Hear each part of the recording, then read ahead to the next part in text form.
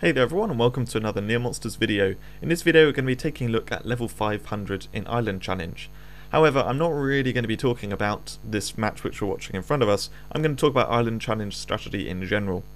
So in the most recent Island Challenge they gave out a legendary as a reward, which has got a lot of people into this event a bit more, I think. And also they've changed the event from being 5 days to 7 days, meaning it's a lot more accessible to get to the higher level difficulties. Previously you had to have a high win rate and also a team which can do the high levels, which makes it kind of difficult, but now you can actually kind of build for the high levels and then just go with it and you manage to get there. So what makes this event very different to other events? There are two things.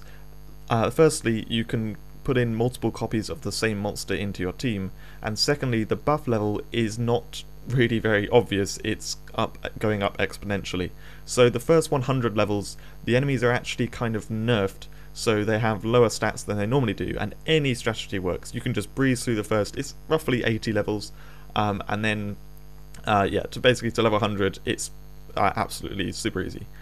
From level 100 to 300, the buff level of the enemies slowly increases to 1.5 times at level 300. So going up to level 300 you can use the normal kind of strategies which work against slightly buffed enemies.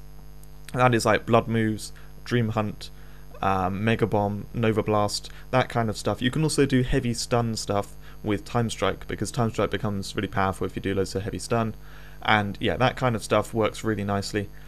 However, from level 300 onwards, it gets a bit insane. So the buff level goes up exponentially. By level 380, the enemies are buffed by 3 times. By level 400, it's 4 times. By level 500, you can see here, it's 9.5 times. So it gets ridiculous. It becomes like Ultimate Challenge, and really, if you want to get far, you have to build as if you're playing Ultimate Challenge, and none of the damage moves are going to work properly.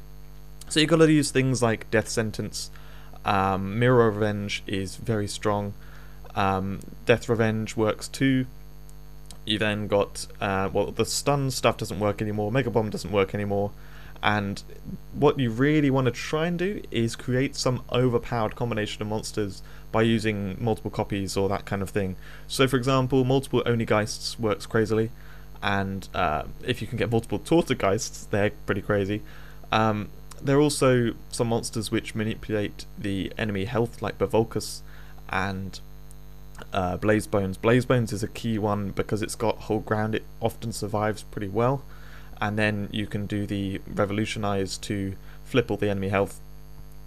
So they're actually, the most accessible strategy though is creating copies of the enemy monsters. There are loads of monsters in the game which can create a copy of them either by Mirror Revenge or Revival or that kind of thing.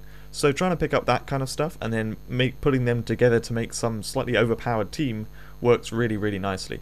You can see here the team I've got revolves around the Death Sentence from the Devil Odysseus, along with some Sleep Lock, and then I've got a bit of Death Revenge, Mirror Revenge, that kind of stuff going on. So it became very solid, and I was able to get there.